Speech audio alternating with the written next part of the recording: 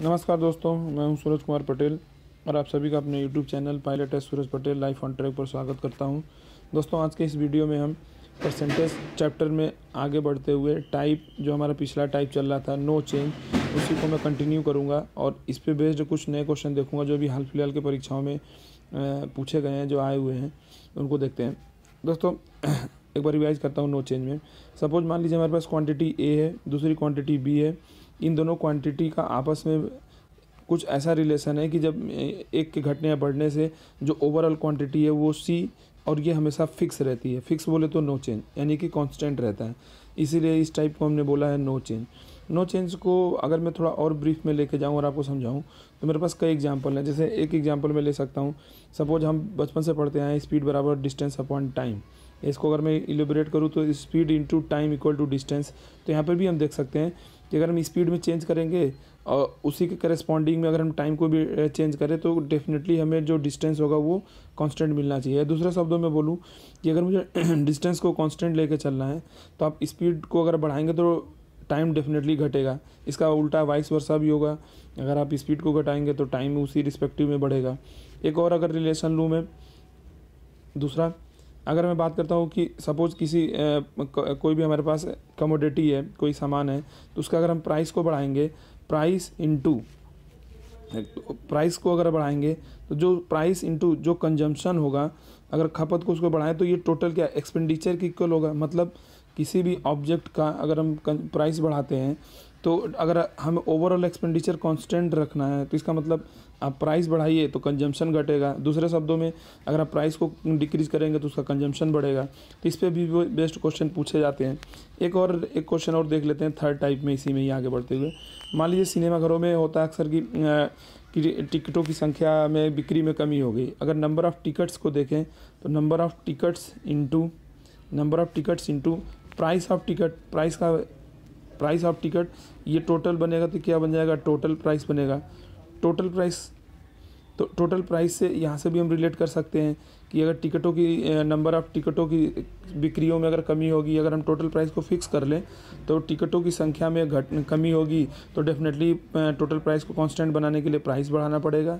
या अगर number of टिकटों की संख्या बढ़ेगी तो प्राइस को आपको डिक्रीज़ करना पड़ेगा जिससे टोटल प्राइस कांस्टेंट रहे। तो ये एक जनरल एग्जांपल मैंने लिया। अब एक दो क्वेश्चन से हम समझने की कोशिश करते हैं। सपोज क्वेश्चन लेता हूँ मैं।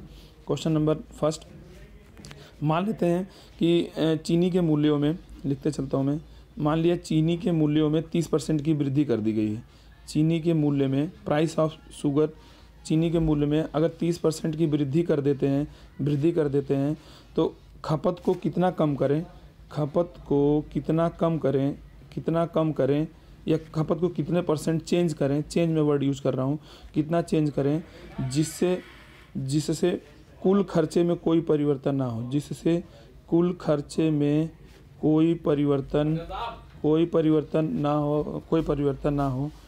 एक सेकंड।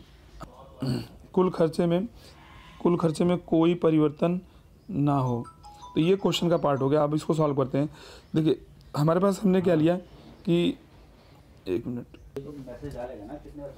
हाँ, क्वेश्चन में हमारे था कि चीनी के मूल्य में हमने 30% क्या किया है, बढ़ोतरी कर दिया है। 30% क्या किया है, 30% की वृद्धि कर दी है। तो 30% का अगर हम फ्रैक्शन पार्ट देखें तो ये कितना होगा। अब वैसे आपको याद होना चाहिए, नहीं याद है तो आप ब्रेक करिए। 30/100 यानी कि 3/10। वृद्धि होने का मतलब क्या है यहाँ पर अगर मैं लिख के दिखाता हूँ, देखिए ध्यान से। 3/10 का मतलब अगर कोई चीज़ 10 में 3 बढ़ेगा तो कितना बन जाएगा, 13। लास्ट टाइम में मैंने सिखाया था कि 13 हो गया 13, और यहाँ पे 3 है तो ये 3 एज इट इज़ आप यहाँ से चला जाएगा। तो इसका मतलब ये है कि कोई चीज़ 10 में से बढ़ के टोटल हो गई कितनी, 10 में 3 बढ़ेगा तो 13, और 13 जो होगा हमारा, अब पहले कितना, अगर एक चीज़ बढ़ रही है क्योंकि ओवरऑल क्वांटिटी तो फिक्स है, एक चीज़ बढ़ रही है तो दूसरी चीज़ डेफिनेटली कम होगी ही होगी। और तो हमारा चीनी के खपत, चीनी का जो एक सेकंड, चीनी की जो वृद्धि थी, चीनी के मूल्य में वृद्धि थी 30%। चीनी के मूल्य में 30% की वृद्धि करने से हमारे पास जो उसके खपत में हमें कमी करनी पड़ेगी, कितनी करनी पड़ेगी, वो हमें करनी पड़ेगी एक बढ़ रहा है तो ऑब्वियस है दूसरा घटेगा, और जो कमी करनी पड़ेगी हमें कितनी करनी पड़ेगी, 3/13। 3/13 फ्रैक्शन पार्ट है, अगर मैं इसका डेसिमल पार्ट निकालूंगा तो 3/13 गुणे 100 करना पड़ेगा इसको। अब ये कैलकुलेशन का पार्ट है यहाँ से, अगर इसको हम सॉल्व करें तो कितना हो जाएगा, 300/13। सॉल्व करेंगे तो ऑलमोस्ट कैलकुलेशन का पार्ट है, तो आप सॉल्व करके देखेंगे करीब 23% हमें डिक्रीज़ करना पड़ेगा। मतलब ये, अगर मैं इसको आसान शब्दों में बोलूँ तो अगर कॉस्ट में किसी चीनी के शुगर के या चीनी के मूल्य में अगर हम 30% की वृद्धि कर देंगे तो कुल खर्चा हमारा कोई परिवर्तन ना हो कुल खर्चे में, तो हमें उसका कंजम्पशन यानी कि उसके खपत में कुल 23% की हमें कमी करनी पड़ेगी, जिससे कि हमारा ओवरऑल जो एक्सपेंडिचर होगा वो कांस्टेंट रहेगा। ये तो एक एग्जांपल हो गया। दूसरा एग्जांपल देखते हैं। सपोज एग्जांपल नंबर 2, मान लीजिए एक कार है, कोई कार की स्पीड है, स्पीड ऑफ कार की बात करता हूँ मैं, कार की स्पीड की बात करें, अगर किसी कार की स्पीड को हम 20% अगर स्पीड बढ़ा देते हैं, 20% स्पीड बढ़ा देते हैं, तो बताइए समय में, क्योंकि टाइम और स्पीड दोनों साथ चलेंगे, तो बताइए टाइम में हम कितने परसेंट का चेंज करें। मैंने वर्ड यूज़ किया कितने परसेंट का चेंज करें, जिससे कि जो टोटल डिस्टेंस हो हमारा, टोटल डिस्टेंस वो क्या होना चाहिए, टोटल डिस्टेंस हमारा कांस्टेंट रहना चाहिए। ये वाला फिर a into B equal to C, no change वाला टोटल डिस्टेंस जो होना चाहिए हमारा फिक्स होना चाहिए। तो अगर हम देखें तो ये भी हमारा एग्जांपल बनता है नो चेंज का। मतलब क्या, नो चेंज मतलब यहाँ से अगर हम देखें तो speed into time equal to distance. तो एक चीज़ में क्या हो रहा है, एक चीज़ बढ़ रहा है और ओवरऑल क्वांटिटी फिक्स है, तो ऑब्वियस है दूसरा हमारा घटेगा ही घटेगा। यहाँ पे हमने स्पीड को 20% बढ़ा दिया है। 20% बढ़ाने का मतलब क्या है, 20% का अगर फ्रैक्शन लिखूंगा तो 1/5 और 1/5 में अगर हम, क्योंकि एक बढ़ रहा है तो 5 में चीज़ बढ़ के कितनी हो गई, 6। ये लास्ट टाइम में मैंने बताया आपको। तो 5 में 1 ऐड करेंगे तो कितना हो जाएगा यहाँ पे 6, और ये 1 है तो 1 को एज इट इज़ लिख दीजिए, यानी कि 1/6।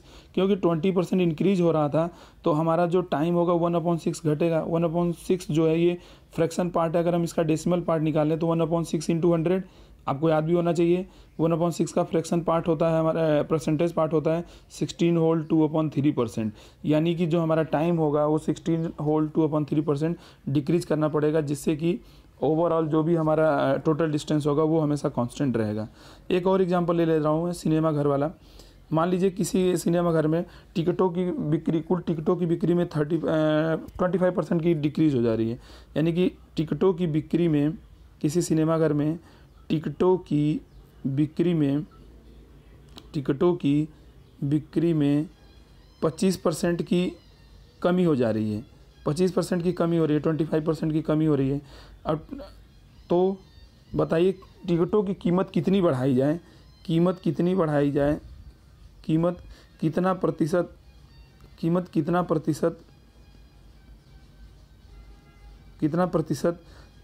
प्रतिशत चेंज करें, जिससे कि टोटल जो लागत हो या कुल कमाई हो उसमें कोई चेंज ना हो,